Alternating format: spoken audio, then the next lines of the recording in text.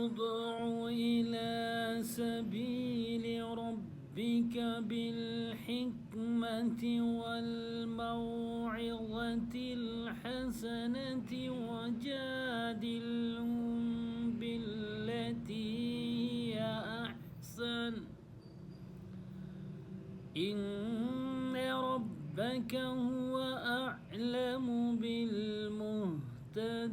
بالمهتدين وإن عاقبتم بمثل ما عوقبتم به ولئن صبرتم لهو خير للصابرين وما صبرك إلا بالله ولا تحزن عليهم ولا تكن